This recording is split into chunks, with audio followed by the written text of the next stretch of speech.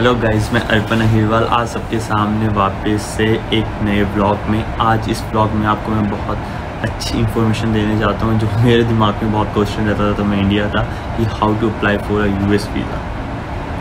मेरे बालों में भी तेल लगा क्योंकि मैं ऑयलिंग करके आया हूँ। तो अब हम बात करेंगे इस ब्लॉग में कि यूएस वीज़ा के लिए कैसे अप्लाई कर सकते हैं, क्या प्रोसेस है, कौन कौन से डॉक्यूमेंट चाहिए, कितनी फ़ीस है। तो अगर आपको पूरी इन्फॉर्मेशन जाननी है डिटेल में तो ये ब्लॉग लास्ट तक देखते रहिए। ये वीडियो आप लास्ट तक देखोगे तो आपको बहुत ईजी होने वाला है यूएस वीज़ा के लिए अप्लाई करना। तो हम आगे वीडियो में मिलते हैं और देखते हैं कि क्या क्या इन्फॉर्मेशन है। पहले ये देखना है कि what kind of visa do I need, right. तो अगर आपको स्टूडेंट वीज़ा चाहिए तो आप विजिटर वीज़ा अप्लाई करने की ज़रूरत ही नहीं है। पर स्टूडेंट वीज़ा की एक कंडीशन है कि आपके पास लेटर ऑफ एडमिशन आता है कॉलेज या यूनिवर्सिटी से यूएसए की, तब आप स्टूडेंट वीज़ा के लिए अप्लाई कर सकते हैं, वरना नहीं कर सकते। और विजिटर वीज़ा का मैं आपको प्रोसेस बताऊँगा जिसको हम बोलते हैं B2। अगर आपको B2 वीज़ा के लिए अप्लाई करना है जिसको विजिटर वीज़ा बोलते हैं, उसके लिए हमें एक एप्लीकेशन फिल करना पड़ता है जिसको DS-160 बोलते हैं। DS-160 फिल करने के लिए एक साइट होती है, एक वेबसाइट होती है, हम उस पर जाएंगे और एक एप्लीकेशन आ जाती है उसको फिल करनी पड़ती है। उसका मैं लिंक आपको डिस्क्रिप्शन में दे दूंगा कि वो कौन सी साइट है, उसका लिंक मैं डाल दूंगा डिस्क्रिप्शन में। आप वहाँ पर जाके एप्लीकेशन फिल कर सकते हैं। तो अगर आपको एज अ विज़िटर यूएस में जाना है कनाडा से तो आपको DS-160 फॉर्म भरना पड़ेगा सबसे पहले। तो उसमें काफ़ी सारे पार्ट्स होते हैं, 4-5 स्टेप्स होते हैं। एक बार आपकी पर्सनल इन्फॉर्मेशन होती है, फिर फैमिली होती है, फिर क्या कर रहे हैं क्या नहीं, फिर आपको डॉक्यूमेंट्स अपलोड करने पड़ते हैं। उसके बाद DS-160 फॉर्म आपका कंप्लीट हो जाता है। गाइस आपको मैं बता दूं जो B2 विजिटर वीज़ा होता है इसकी होती है फ़ीस जो कि नॉन रिफंडेबल होती है। ये होती है $160 ना कि कैनेडियन डॉलर। ये नॉन रिफंडेबल होती है, चाहे आपकी एप्लीकेशन डिनाइड भी हो जाए फिर भी आपको पैसे वापस नहीं मिलेंगे। तो ये एक बार आपको पेमेंट भरनी पड़ती है $160 यूएस वीज़ा अप्लाई करने के लिए, विजिटर वीज़ा। तो वैसे एक और चीज़ आपके दिमाग में आता होगा कि हम यूएस जो विजिटर वीज़ा अगर हमें मिल जाएगा तो हम कितने दिन वहाँ रह सकते हैं। तो इसकी लिमिट होती है, इसकी होती है 1 दिन से लेकर 6 महीने तक। तो 6 महीने तक मैक्सिमम है, उसके बाद आप वहाँ स्टे नहीं कर सकते। विजिटर वीज़ा पे आप यूएस से सिर्फ 6 मंथ स्टे कर सकते हैं, उसके बाद आपको वापस आना पड़ता है एंड उसके बाद आप वापस जा सकते हैं। तो 6 महीने की एंट्री मिलती है मैक्सिमम। तो गाइस तब आप DS-160 फॉर्म भरेंगे तो आपको एक फ़ोटो अपलोड करने की ज़रूरत पड़ेगी अपनी, जिसका एक अलग फॉर्मेट है। जो डायमेंशंस होंगी वो मैं आपको जब लिंक डालूंगा डिस्क्रिप्शन में तो आप देख लीजिए क्या डायमेंशन है। और उसका फॉर्मेट फ़ोटो का अपलोड करने के टाइम JPG फॉर्मेट में होना चाहिए। तो वो स्पेसिफिक फॉर्मेट है, आपको उसी में अपलोड करना है, वरना आपको फ़ोटो डिनाई कर देंगे। पर अगर डिनाई हो भी जाती है तो आपको सोचने वाली बात नहीं है कि फ़ोटो डिनाई होगी, वो कोई बहुत बड़ी चीज़ नहीं था। मैंने अप्लाई किया था तो मेरी भी डिनाई हो गई थी कि मैंने नॉर्मल कैमरा से क्लिक करके अपलोड कर दी थी। पर अगर ऐसा होता तो वो आपको बाद में बोलते हैं, मतलब आपको कंफर्मेशन आएगा तो आपको बोल देते हैं कि आपका फ़ोटो डिनाई हो गई है। तो आप जब आओगे इंटरव्यू के लिए तो आपको फ़ोटोज़ लेके आनी पड़ेगी। मैं आपको दिखा भी देता हूँ इसमें।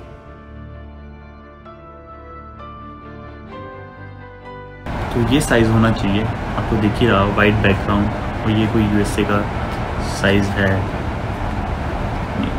एक फ़ोटो काफ़ी इतनी होती है ना, इतनी। तो ये अपने इंडिया वाला नहीं है, मैं इंडिया वाला कंपैरिजन बता देता हूँ। इंडिया में जो हम फ़ोटो क्लिक करते हैं नॉर्मल, मैंने ये वाली अपलोड कर दी थी, आपको बता देता हूँ। मैं लेकर आ रखा हूँ कंपैरिजन के। मैंने ये कर दी थी पासपोर्ट फ़ोटो जिससे मेरी डिनाई हो गई थी, मैंने कर दी थी ये वाली। और साइज़ है ये, आप देख सकते हैं। इस साइज़ से तो मुझे यूएस के अंदर क्या बॉर्डर पर भी नहीं जाने देंगे इस वाली फ़ोटो से। तो ध्यान रखिए उसकी पर्टिकुलर डायमेंशन होती है, वो आप डायमेंशन देख लीजिए लिंक में और वहाँ पर पढ़ लीजिए कि क्या डायमेंशन है। उसमें आप फ़ोटो क्लिक करिए एंड देन अपलोड कीजिए। और उन्हें क्लिक कर सकते हैं ऑनलाइन में। आप प्रेफर करते हो कि मैं साथ ले जाऊँ तो आप साथ भी लेके जा सकते हैं, जैसे मैं लेकर गया था। उनको बस एक ही फ़ोटो चाहिए होती है, एक नहीं 2 फ़ोटो चाहिए होती है। तो आपका सब हो जाएगा, DS-160 फॉर्म भी हो जाएगा और आप फ़ी भी पे कर दोगे। तो आपको एक ईमेल आएगा जिसमें आपको बता रखा होगा कि आपका इंटरव्यू यहाँ पर है। वो US कॉन्सुलेट इन टोरंटो भी हो सकता है या US एम्बेसी इन ओटावा भी हो सकता है। तो जो आपके पास पड़ता है घर के, अगर आप ओटावा में रहते हो तो US एम्बेसी इन ओटावा चल जाइए, और टोरंटो में रहते हो या फिर ब्रैम्पटन एरिया में तो US कॉन्सुलेट इन टोरंटो में भी जा सकते हो। इंटरव्यू में जाते हो तो मेन चीज़ होती है आपको सपोर्टिव डॉक्यूमेंट्स लेके जाने होते हैं। हर केस का अलग होता है। मैं आपको बताऊंगा कि मैं अपने केस में कौन कौन से डॉक्यूमेंट्स लेकर गया था, मुझे किस किस की असली में ज़रूरत पड़ी और किस किस की नहीं पड़ी। तो सपोर्टिव डॉक्यूमेंट्स आप हरदम लेके जाइए, चाहे ज़रूरत पड़े या ना पड़े, क्योंकि आपको नहीं पता कि वो क्या पूछने वाले हैं इंटरव्यू में। तो जब भी वो पूछे तो आपके पास डॉक्यूमेंट होना चाहिए प्रूफ करने के उन्हें कि हाँ जो चीज़ मैं बोल रहा हूँ ये वैलिड है और इसका ये सपोर्टिव डॉक्यूमेंट है मेरे साथ जो कि प्रूफ देता है कि ये चीज़ राइट है। कुछ डॉक्यूमेंट्स हैं जो मैंडेटरी डॉक्यूमेंट्स है, जैसे कि आपको पासपोर्ट लेके जाना ही जाना पड़ेगा। पासपोर्ट में आप देख लीजिए कि आपकी जो पासपोर्ट की वैलिडिटी है वो 6 मंथ से कम तो नहीं है। हरदम वो यूएस वीज़ा तभी अप्रूव करते हैं जब आपका पासपोर्ट की जो वैलिडिटी है 6 मंथ एंड उससे ज़्यादा होगा। आप कनाडा में, जैसे मैं कनाडा का केस बता रहा हूँ, एज अ स्टूडेंट हो आपको कैनेडियन स्टडी परमिट देना पड़ेगा। आपको एक पासपोर्ट फ़ोटो लेके जानी है जो मैंने आपको साइज़ बताया है। आप अपलोड करने के बाद भी अगर आप अपलोड कर दोगे आप फिर भी एक लेके चले जाना, वो कलर फ़ोटो होनी चाहिए जो आपको 6 महीने से पहले ली हो, मतलब 7 महीने हो गए हो फ़ोटो को, या पुरानी फ़ोटो नहीं होनी चाहिए, मतलब रिसेंटली क्लिक की होनी चाहिए जो 6 महीने से पहले आपने क्लिक की हो, क्योंकि उससे 6 महीने से पहले अगर आप लोगे तो अपीयरेंस में थोड़ा डिफरेंस आ जाता है। वो चाहते हैं कि 6 महीने अंदर फ़ोटो क्लिक की हो ताकि आपका यूएस वीज़ा अप्रूव करें, तो जो फ़ोटो वहाँ पे पेस्ट करें तो उसकी और आपकी जो अभी अपीयरेंस है वो मैच करती हो। ये ना हो कि बचपन की फ़ोटो लगा दी और अपीयरेंस बिल्कुल अलग हो, तो उनका यही पर्पस है। उसके बाद आपको एक चीज़ और लेके जानी, जो कंफर्मेशन पेज आएगा तब आप DS-160 फॉर्म भर दोगे और फीस पे कर दोगे। उसके बाद एक कंफर्मेशन पेज आता है कि हाँ आपकी इंटरव्यू शेड्यूल हो गई है, तो आपको यहाँ जगह जाना है। आपने यहाँ पे ऑप्शन आता है कि आपको किस जगह इंटरव्यू देना है, जो आपको मैंने ऊपर 2 ऑप्शन बताए थे, तो वो कंफर्मेशन पेज होता है, आपको वो भी लेके जाना है। तो तब आप इंटरव्यू देने जाओगे, गेट से आप एंट्री लोगे तो जो सिक्योरिटी गार्ड होता है वो आपसे कंफर्मेशन पेज दिखाने को बोलेगा, तो आपको वो दिखाना है कि हाँ मैं ये सब कुछ भर चुका हूँ, मैंने एप्लीकेशन भी सबमिट कर दी, मैंने फीस भी पे कर दी है, तो वो आपको अप्रूव करके अंदर जाने देगा। बात कर ले कुछ सपोर्टिव डॉक्यूमेंट्स की, तो मैं पर्सनली क्या क्या लेके गया था। एक तो मैं लेके गया था ट्रांसक्रिप्ट। तो अब वो अगर आप फ्रेंचर कॉलेज में या दूसरे कॉलेज में, तो ऑफिस ऑफ रजिस्ट्रार होते हैं, वहाँ पर जाइए, उनको बोलिए मुझे ट्रांसक्रिप्ट चाहिए, तो वो आपको वैसे बोलेंगे कि ऑनलाइन डाउनलोड कर लीजिए। तो उनको आप बोलो कि नहीं मुझे यूएस वीज़ा अप्लाई कर रहा हूँ मैं, तो मुझे ट्रांसक्रिप्ट चाहिए ऑफिशियल। तो अब अगर आप ऑनलाइन डाउनलोड करते हो तो वो वैलिड नहीं होती, वो ऑफिशियल ट्रांसक्रिप्ट नहीं होती। तो आप ऑफिस ऑफ रजिस्ट्रार में जाइए, वो आपको प्रिंट करके ऑफिशियल ट्रांसक्रिप्ट देंगे। तो एक तो वो चीज़ हो गई है। दूसरी चीज़ letter of enrolment. Letter of enrolment होता है कि आपका प्रोग्राम बता रखा होगा कि आप इस कॉलेज में इस प्रोग्राम में एनरोल हो रखे हो, आपके प्रोग्राम स्टार्टिंग डेट ये थी, एंड डेट ये है, हमारे कॉलेज का बच्चा है और ये एनरोल हो रखा है इस प्रोग्राम में। उससे ये पता चल जाता है उनको कि हाँ ये जेन्युइन केस है, ये कॉलेज में पढ़ता है कनाडा के और इस प्रोग्राम में रजिस्टर्ड है।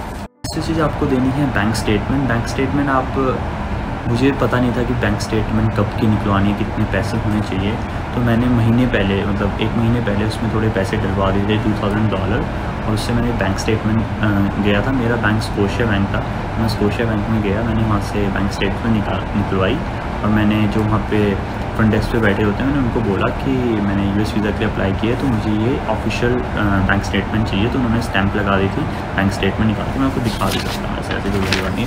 ये मेरी थी बैंक स्टेटमेंट कि मैंने कहाँ पैसे खर्च किए और उन्होंने स्टैंप लगा दी थी।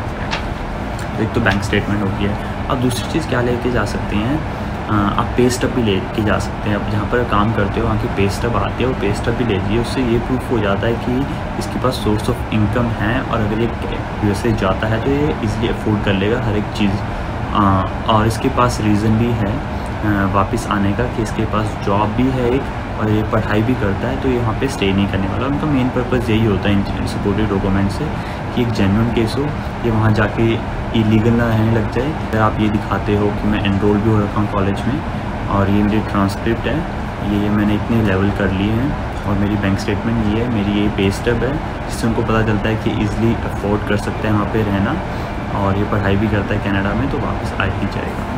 और हाँ, आप एक चीज़ और लेके जा सकते हो कि आपकी जो फ़ी कंफर्मेशन होगी, अगर आप फर्स्ट लेवल में और आपने सेकंड लेवल की फ़ी पे कर दी है, तो आप वो कंफर्मेशन भी लेके जा सकते हो कि मैंने, किसी की $8000 होते हैं, किसी की 9000, किसी की 10 लेके जा सकते हो कि मैंने इतनी पे कर दिया। उससे आप उनको पता चलेगा कि यार इसने एक सेमेस्टर जो नेक्स्ट सेमेस्टर उसकी 6-7 लाख फ़ीस पे कर चुका है ऑलरेडी, तो इसका जेन्युइन केस है, इसका कोई इंटेंशन नहीं है वहाँ रहने की, तभी इसने फ़ीस पे कर दी है। मैं आपको दिखा भी देता हूँ, आप सोचो कि इसने वीडियो तो बना दिया, इसके पास खुद भी वीज़ा है या नहीं। तो मेरा passport Republic of India and ये रहा मेरा कैनेडियन वीज़ा और है मेरा यूएस वीज़ा। तो मेरे पास यूएस वीज़ा भी है, कैनेडियन वीज़ा भी है। इसके लिए मैं आपको बता रहा हूँ, जब मैंने अप्लाई किया था यूएस वीज़ा के लिए, मैंने खुद ही किया था, मैंने खुद एप्लीकेशन भरी थी DS-160। तो मुझे पता है, तो मैंने बड़ी ध्यान से भरी थी एप्लीकेशन भी, और क्या क्या डॉक्यूमेंट चाहिए थे वो मैंने इकट्ठा किए थे सबसे पूछ के। तो मैंने सोचा कि मैं एक ब्लॉग बना देता हूँ जिसमें मैं सब बता दूँ कि कैसे अप्लाई करते हैं, कौन सी साइट पर जाना है। साइट का जो है वो मैं उसका लिंक डिस्क्रिप्शन में डाल दूँगा, और क्या क्या डॉक्यूमेंट चाहिए होते हैं। तो अब हम बात करते हैं, तब मैं गया था तो मुझे कौन कौन से डॉक्यूमेंट चाहिए। तब मैं गया था, उन्होंने मुझसे कुछ मांगा ही नहीं, ठीक है। मैं गया, उन्होंने देखा कि हाँ ये सिविल इंजीनियरिंग कर रहा है कनाडा में, और इसने अगले सेमेस्टर की फ़ीस पे कर दी है। उन्होंने मुझसे पूछा अगले सेमेस्टर का क्या प्लान है। मैंने कहा कुछ नहीं, बस अभी वेकेशन पढ़ रखी है मेरी, तो मैं प्लान कर रहा हूँ कि US घूम कर आऊँ और आकर वापस पढ़ाई में कर दूँ ध्यान। तो उनको जेन्युइन केस लगा, तो उन्होंने अप्रूव कर दिया। उन्होंने मेरे से 2-3 पर्सनल क्वेश्चन पूछे थे पेरेंट्स वगैरह के रिलेटेड। आई डोंट नो क्यों पूछा उन्होंने, पर पेरेंट्स के रिलेटेड भी मुझसे क्वेश्चन पूछा उन्होंने। और मुझसे पूछा कि आपका प्लान क्या है US जाने का। तो मैंने उनको बताया कि मैं और मेरे दोस्त US का प्लान बना रहे हैं घूमने के। उनके पास पहले US वीज़ा है, तो मेरे पास नहीं था, तो मैं सोच रहा हूँ अप्लाई कर दूँ। और US सबसे पास वाली कंट्री है कनाडा के, तो ये हमारे लिए बहुत ईजी है कि छोटी सी जो वेकेशन है 10 दिन की, इसमें हम ईज़िली जा सकते हैं और ईज़िली आ सकते हैं। तो मैंने ये प्लान बताया अपना, और उन्होंने मुझे अप्रूव कर दिया। तो मैं आपको बताता हूँ, आप इसको टिप भी ले सकते हैं। तो अगर आप जाते हैं, कई लोग बोलते हैं कि हम कॉन्सर्ट अटेंड करने जा रहे हैं, कुछ भी है ना, आप ऐसे रीज़न मत दीजिए। अगर आप कॉन्सर्ट बताते हैं तो वो आपको कंफर्मेशन पेज मांगते हैं कि टिकट दिखाओ अपनी, या ऐसे मतलब कॉम्प्लिकेटेड केस मत बनाओ, जो जेन्युइन है। अगर आप विजिटर अप्लाई कर रहे हो कनाडा से, तो आपकी एक ही इंटेंशन है कि यार घूमने जाना है, कभी जाएंगे, यही है ना। वहाँ पे कोई और तो प्लान है नहीं US में, मतलब जाएंगे दोस्तों के साथ घूमेंगे, या फिर कभी वैसे ही निकल के घूमने फिरने, यही होता है कनाडा से जो स्टूडेंट आते हैं उनका प्लान US जाने का। तो आप कोई कॉम्प्लिकेटेड केस ना बनाएं कि मेरा कॉन्सर्ट है, या फिर मैं इससे मिलने जा रहा हूँ, या मेरे वो रिलेटिव्स रहते हैं उनसे मिलने जा रहा हूँ, या कज़न से। कोई ऐसे कॉम्प्लिकेटेड केस बनाने की जरूरत नहीं है। बोलो कि मैं विजिटर हूँ, मैं वीज़ा, और मैं मेरी हॉलीडेज़ पड़ी हूँ, घूमने जा रहा हूँ, तो ऐसा वो अप्रूव कर देते हैं। उनको ज़्यादा शॉर्ट आंसर देने हैं, कहाँ जा रहे हो, यहाँ जा रहा हूँ, ये करने जा रहा हूँ, कोई इतनी बड़ी स्टेटमेंट्स नहीं लेनी, वो अप्रूव कर देते हैं। तो ऐसे थोड़े से क्वेश्चन पूछेंगे और फिर वो आपका डिसीज़न ले लेंगे। मोस्टली अप्रूव हो जाता है अगर आपके जेन्युइन केस है। तो झूठ बोलने की ज़रूरत नहीं है, क्योंकि उनके पास सारी इन्फॉर्मेशन होती है। जो पूछे सच इन्फॉर्मेशन बताओ उन्हें, कोई गलत मत बताओ, अप्रूव हो जाएगा आपका। और गुड लक अगर कोई अप्लाई कर रहा है तो शायद ये मेरी वीडियो आपको हेल्पफुल लगे। और मैं आपको बोलता हूँ कि प्लीज़ अगर आप US वीज़ा के लिए अप्लाई करने जा रहे हैं तो ये वीडियो एक बार देख लीजिए, ताकि आपको एक रेफरेंस मिल जाए कि कैसे अप्लाई करना है, कौन कौन से डॉक्यूमेंट चाहिए। अगर आपको फिर भी डाउट हो तो आप मुझे इंस्टाग्राम पर मैसेज कर सकते हैं, या फिर कमेंट में नीचे बता दीजिए कि क्या क्या आपको इन्फॉर्मेशन चाहिए, और मैं आपको बता दूंगा। अगर कुछ चीज़ मिस हुई हो तो मुझे माफ़ करना गाइस। और मैं आपको एक बहुत इंपॉर्टेंट चीज़ बताने जा रहा हूँ कि मैं अगले 1 हफ्ते के लिए मैं शायद मेरा कोई ब्लॉग ना आए, क्योंकि मैं ट्रैवल करने जा रहा हूँ कहीं, और वो चीज़ मैं आपको बाद में बताऊँगा। अभी कुछ मैं नहीं रिवील करना चाहता कि मैं कहाँ ट्रैवल करने जा रहा हूँ। तो मैं वीडियो ब्लॉग तो बनाऊंगा ट्रैवल करते करते, पर वो एडिट नहीं कर पाऊँगा। जब मैं ट्रैवल कर रहा हूँ तो मैं पहुँचने के बाद एडिट करूँगा, और मैं आपको बताऊँगा कि मैं कहाँ जा रहा था और कैसा मेरा एक्सपीरियंस रहा है ट्रैवलिंग करते टाइम इस पेंडेमिक में। तो गाइस, अगर आपको ये ब्लॉग अच्छा लगा हो तो please like share and subscribe करना ना भूलें, और बेल आइकन को भी दबा दें ताकि मेरे अगले ब्लॉग की नोटिफिकेशन आपके पास पहले आए। गाइस, जैसे मैं आपको बोल रहा हूँ, आप मेरे ब्लॉग को बहुत ज़्यादा सपोर्ट कर रहे हैं। मैं एक नया ब्लॉगर हूँ, और मेरे जैसे जैसे धीरे धीरे सब्सक्राइबर बढ़ रहे हैं, मुझे बहुत अच्छा लग रहा है। मैं ऐसे ही इंफॉर्मेटिव कंटेंट के साथ आता रहूँगा, और अगर कहीं घूमने गया तो मैं वो भी दिखाऊंगा। मुझे भी घूमना अच्छा लगता है, और इन्फॉर्मेशन देता रहता हूँ मैं, ताकि आपको भी कुछ यूज़फुल कंटेंट लगे। तो गाइस, मिलते हैं नेक्स्ट ब्लॉग में। तब तक के लिए stay safe, stay healthy and keep smiling guys. Bye.